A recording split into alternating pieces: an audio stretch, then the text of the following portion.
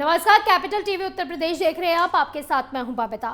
प्रधानमंत्री नरेंद्र मोदी ने आज राष्ट्र को संबोधित करते हुए तीनों कृषि कानूनों को वापस लेने की घोषणा की है। तीनों कृषि कानूनों को रद्द करने की मांग को लेकर देश भर में किसान पिछले एक साल से विरोध प्रदर्शन कर रहे थे। मोदी सरकार अब तक तीनों कृषि कानूनों को वापस लेने के लिए तैयार नहीं थी, लेकिन आज पीएम मोदी ने इन कानूनों को वापस लेने का ऐलान किया है। वहीं पीएम मोदी की इस घोषणा के बाद से पूरे भारत में हलचल मच गई है। विपक्षियों को भी पीएम मोदी को घेरने का मौका मिल गया है। साथ ही ट्विटर पर तो एक जंग सी छिड़ गई है। किसान नेताओं से लेकर विपक्ष दलों के नेताओं तक की प्रतिक्रियाएं सामने आ रही है। आइए आपको भी बारी बारी से दिखाते हैं कि किसने क्या कुछ कहा। भारतीय किसान यूनियन के प्रवक्ता राकेश टिकैत ने पीएम की इस घोषणा पर प्रतिक्रिया देते हुए ट्वीट किया है और आंदोलन जारी रखने का ऐलान किया है। उन्होंने कहा है कि हम उस दिन का इंतजार करेंगे जब कृषि कानूनों को संसद में रद्द किया जाएगा। टिकैत ने एमएसपी के साथ साथ किसानों के दूसरे मुद्दों पर भी बातचीत की। हमने कहा कि उन्होंने अभी वापसी लिया है, वो पार्लियामेंट में जाए और पार्लियामेंट से जो लीगल प्रोसीजर उसका है वो ये है। और संयुक्त मोर्चे की आज हमारी मीटिंग है, उसमें पूर्ण रूप से सारी चीज़ें तय होंगी। एमएसपी पे गारंटी कानून, ये दो मसले भी हैं और उसके बाद में एक कमेटी बनेगी जो हर मसलों पे भारत सरकार से बातचीत करती रहेगी।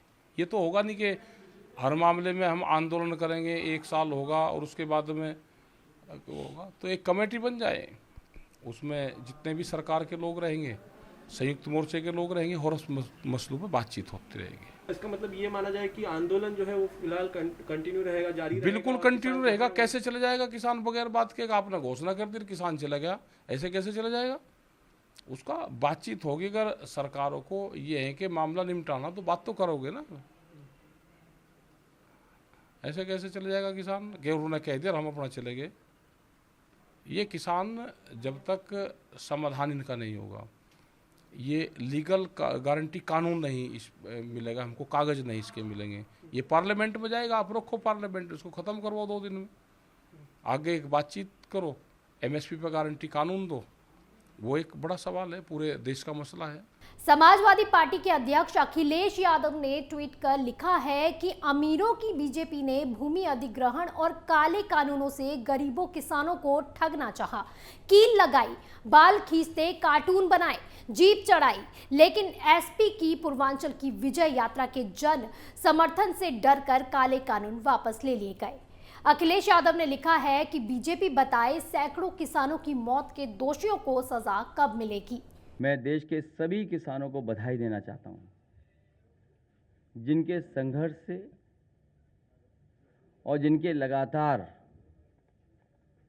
आंदोलन और तीनों काले कानून के खिलाफ उन्होंने जो आंदोलन छेड़ा, और उसका परिणाम ये है कि आज तीनों काले कानून वापस लिए गए हैं। काले कानूनों की वापसी अहंकार की हार है। ये किसानों की जीत है, लोकतंत्र की जीत है।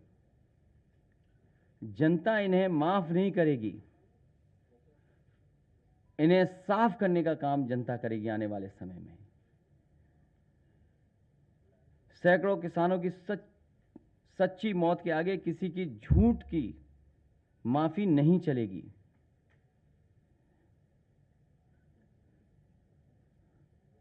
जो लोगों ने माफी मांगी है, वो लोग हमेशा के लिए राजनीति छोड़ने का भी वचन दें। ये सोच रहे हैं कि दिखावटी माफी मांग करके ये फिर से या दोबारा आएंगे, ये जनता इनको समझती है। इस घोषणा के बाद से ही एआईएमआईएम के अध्यक्ष और हैदराबाद के सांसद असदुद्दीन ओवैसी ने भी तीनों कृषि कानूनों को वापस लेने पर तंज कसते हुए पीएम मोदी पर निशाना साधा है। ओवैसी एक शेर में लिखा है कि दहन पर उनके गुमा कैसे कैसे कलाम आते हैं दरमियां, कैसे कैसे जमीन ए चमन गुल खिलाती है, क्या क्या बदलता है रंग आसमां, कैसे कैसे।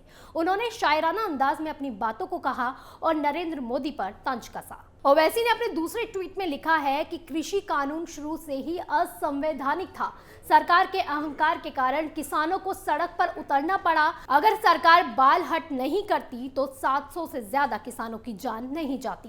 किसान आंदोलन को बधाई। पंजाब और उत्तर प्रदेश में बीजेपी की पतली हालत को देखते हुए मोदी के पास और कोई विकल्प नहीं था। देखिए, पहले दिन से हम सब लोग अपोजिशन की पार्टी सब लोग कह रहे थे कि ये तीनों कानून अनकॉन्स्टिट्यूशनल है। मोदी सरकार को कॉन्स्टिट्यूशन में कोई राइट ही नहीं था कि वो इस तरह कानून बनाए। दूसरा, ये सिर्फ कानून इसलिए बनाया गया क्योंकि मोदी अपने ईगो की सेटिस्फैक्शन के लिए, अपनी अनानियत और हम जिसको हिंदी में अहंकार के लिए उन्होंने ये कानून बनाया। और इस गलत और काले कानून की वजह से 700 किसानों को अपनी जानें खोनी पड़ी। अगर वो अपने ईगो को बाजू रखते और अपने संविधान को सामने रखते तो ये कानून बनता नहीं और ये 700 किसान अपनी जान उनको देनी नहीं पड़ती। तो ये फैसला बहुत देर के बाद हुआ है, बहुत देर लगा दी मेहरमा आते आते। और तीसरी बात ये है कि ये मैं शुरू से कह रहा हूँ, ये सरकार डरती है जब जनता रोड पर निकलकर प्रोटेस्ट करती है। और ये दूसरा एग्जाम्पल है कि पहले तो CNRC का प्रोटेस्ट आपने देखा कि पूरे देश में मुसलमानों के साथ सेकुलर लोग ठहरे, अभी तक रूल्स नहीं बने उसके। दूसरा ये किसानों का आंदोलन, तो ये यकीनन किसानों के आंदोलन की, किसान के तमाम किसानों की ये कामयाबी है। वहीं प्रियंका गांधी ने भी इस पर अपनी प्रतिक्रिया दी है। कांग्रेस महासचिव और यूपी की प्रभारी प्रियंका गांधी वाड्रा ने लगातार एक के बाद एक 3 ट्वीट कर केंद्र सरकार पर निशाना साधा है। सुनिए आप भी कि प्रियंका ने क्या कुछ कहा। आज माफी मांग रहे हैं जब 600-700 किसान शहीद हो चुके हैं। क्यों मांग रहे हैं? क्या ये देश समझ नहीं रहा है कि चुनाव आ रहे हैं? उनको लग रहा होगा परिस्थितियां ठीक नहीं हैं। विधानसभा के चुनाव जो हैं उनका सर्वे आया है, उसमें उनको दिख रहा है कि परिस्थितियां ठीक नहीं हैं। तो अब चुनाव से पहले वो माफ़ी मांगने आ गए हैं। तो देखिए, हमें समझना पड़ेगा, जो सरकार है उसके ही नेताओं ने किसानों को क्या क्या नहीं बोला। आंदोलनजीवी, गुंडे, आतंकवादी, देशद्रोही, ये सब किसने कहा? जब ये सब कह रहे थे तो क्या हुआ? प्रधानमंत्री जी चुप क्यों थे? बल्कि उन्होंने आंदोलनजीवी शब्द बोला। जब किसानों की हत्या हो रही थी, जब किसानों को मारा जा रहा था, जब लाठियां बरसाई जा रही थी, जब उनको गिरफ्तार किया जा रहा था, तो कौन कर रहा था? आपकी ही तो सरकार कर रही थी। आज आप आकर कह रहे हैं कि ये कानून आप रिपील करेंगे, तो हम कैसे भरोसा करें? हम आपकी नियत पे कैसे भरोसा करें? सब स्पष्ट है, सामने है देश के। मुझे खुशी इस बात की है कि ये सरकार समझ गई है कि इस देश में किसान से बड़ा कोई नहीं है। इन सबकी रेस में बसपा सुप्रीमो मायावती भी पीछे नहीं रही। उन्होंने भी पीएम मोदी को कृषि कानूनों को लेकर खूब हमला बोला। केंद्र सरकार के 3 कृषि बिलों के कानून को वापस लेने के फैसले के बाद बीएसपी चीफ मायावती ने भी ट्वीट कर अपनी प्रतिक्रिया दी है। मायावती ने लिखा है कि किसानों का बलिदान रंग लाया है। 3 कृषि कानूनों को निरस्त करने का निर्णय बहुत पहले ही हो जाना चाहिए था। फिर भी किसानों की एमएसपी पर कानून की मांग लंबित है। बीएसपी की मांग है कि संसद के आगामी सत्र में केंद्र एमएसपी पर भी कानून लाए। केंद्र सरकार ने उन विवादित कानूनों को अति देर से वापस लेने की घोषणा की, जबकि यही फैसला बहुत पहले ले लेना चाहिए था केंद्र की सरकार को, जिसके लिए देश के समस्त किसानों को हार्दिक बधाई। इसके साथ ही यदि ये फैसला केंद्र सरकार काफ़ी पहले ही ले लेती तो देश अनेकों प्रकार के झगड़े व झंझट आदि से बच जाता। लेकिन अभी भी किसानों को उनकी उपज का समर्थन मूल्य देने संबंधी राष्ट्रीय कानून बनाने की एक खास मांग भी अधूरी पड़ी है, जिसके लिए बीएसपी की मांग है कि केंद्र सरकार आने वाले संसद के शीतकालीन सत्र में इस संबंध में कानून बनाकर किसानों की इस मांग को भी जरूर स्वीकार करे। इतना ही नहीं बल्कि बीएसपी की शुरू से ये मांग रही है कि खासकर खेती किसानी व किसानों के मामले में कोई भी नया कानून बनाने से पहले उनसे सलाह व परामर्श आदि जरूर करना चाहिए।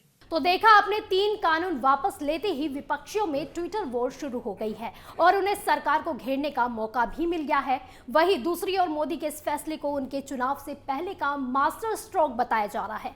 अब ये तो आने वाला वक्त ही बताएगा कि ये मास्टर स्ट्रोक बीजेपी के लिए कितना कारगर साबित होने वाला है। कैपिटल टीवी में फिलहाल के लिए बस इतना ही। उत्तर प्रदेश की तमाम बड़ी खबरों के लिए आप देखते रहिए कैपिटल टीवी उत्तर प्रदेश। नमस्कार।